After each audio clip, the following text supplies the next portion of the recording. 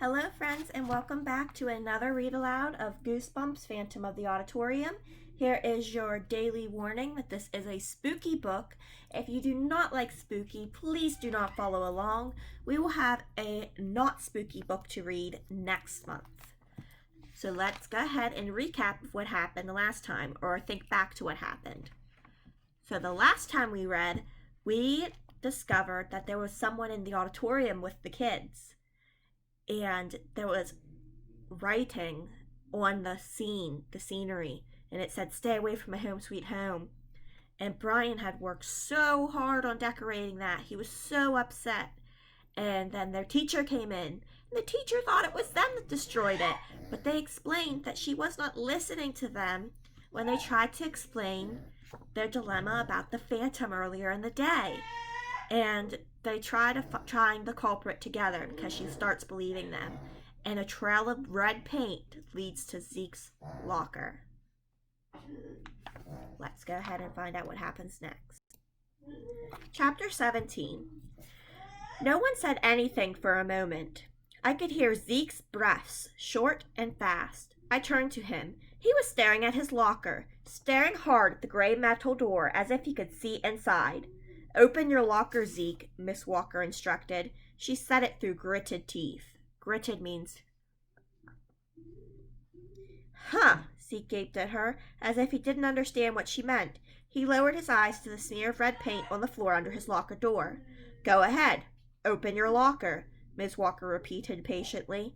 She suddenly looked very tired. Zeke hesitated. "But there's nothing in there," he protested. "Just books and notebooks and stuff." "Please," Miss Walker motioned to the combination lock with one hand. "Please, Zeke, it's really late." "But you don't think," Zeke started. Miss Walker motioned to the locker again. "Maybe somebody wanted to make it look like Zeke was the one with the paint," I suggested. "Maybe someone deliberately made that trail of paint led to Zeke's locker." "Maybe," Miss Walker replied calmly. "That's why I want him to open his locker." Okay, Zeke muttered. His hand shook as he reached for the combination lock. He leaned his head forward and concentrated as he spun the dial, first one direction, then the other. "Give me some light," he said edgily. I backed up. "Sorry, I didn't realize I was standing in his light."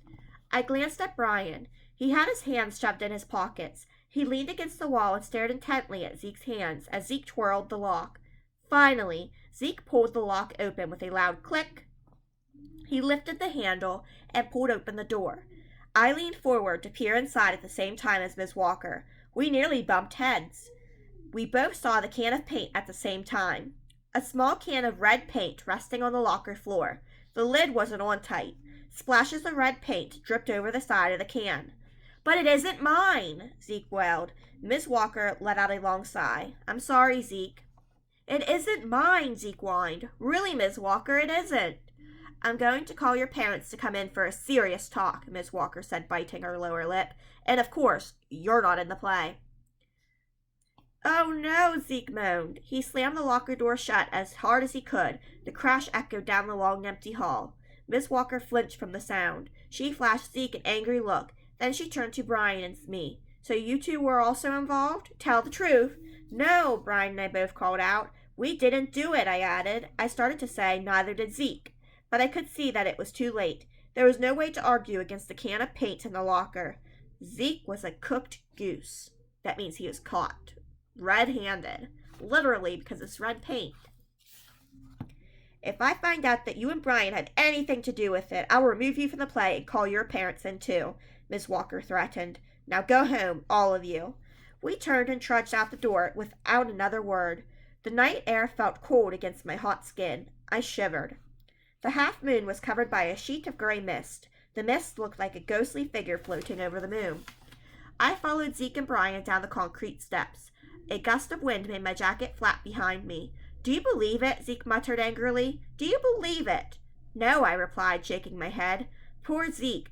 I could see he was really messed up, and when his parents got that call from Miss Walker, Zeke was going to be even more messed up. "How did that paint get in your locker?" Brian asked him, his eyes peering into Zeke's. Zeke turned away. "How should I know?" he snapped. We made our way to the sidewalk. Zeke angrily kicked an empty cardboard juice box into the street. See you tomorrow, I guess, Brian said unhappily. He gave us a little wave, then turned and started walking slowly toward his house. Zeke jogged off in the other direction. Aren't you going to walk home with me? I called. No, he shouted back and kept going. In a way, I was glad he had left. I didn't really know what to say to him. I just felt so bad. I started walking slowly, my head down, thinking hard when I saw a small round light floating toward me through the darkness. The light grew bigger. I realized it was a bicycle headlight. The bike turned out of the school parking lot and rolled smoothly, steadily toward me. When it was a few feet away, I recognized the bike rider. Tina, I cried in surprise. What are you doing here? She squirreled to a stop. Bouncing in the seat, her dark eyes caught the light of the street lamp above us. She smiled, an odd smile. Hi, Brooke, how's it going? She asked. Was she in the school, I wondered? Did she come out of the school? Where'd you come from? I repeated. Her strange smile remained on her face. A friend's, she said. I'm just coming from a friend's. Were you in the school? I blurted out. The school? No, not me, she replied. She shifted her weight, then raised her feet to the pedals. Better zip up that jacket, Brooke, she said. You don't want to catch a cold, do you? Chapter 18. I wonder if Tina's up to something. On Saturday, we had play rehearsals all day long in the auditorium. The performance was only a week away. We all worked hard, and the rehearsal went well. I only forgot my lines twice, but it wasn't the same without Zeke. Robert Hernandez had taken Zeke's place. I like Robert, but he's a very serious guy. He doesn't get my jokes, and he doesn't like to kid around or be kidded. After lunch, Robert and Corey were rehearsing a scene together. Miss Walker still hadn't returned from lunch. I wandered over to Brian. He had a paintbrush in his hand, dripping with black paint. He was leaning over the new backdrop, painting some final touches on the gray bricks. Looks good, I told him. I had a sudden urge to slap him on the back and make him smear black paint all over, but I decided that might not go over too well. I don't know where these sudden urges come from. How's it going? Brian asked without looking up. He was filling in some spots he had missed. Okay, I guess, I replied. Across the stage, I saw Tina working with a large glue pot. She was brushing a thick layer of glue onto a cardboard chandelier. Robert is going to be a good phantom, Brian said, scratching his chin with the tip of the paintbrush handle. Yeah, I agreed, but I kind of miss Zeke. Brian nodded. Then he turned to look at me. You know what? There hasn't been one practical joke since Zeke left. No scenery ruined. No mysterious phantoms leaping out at us.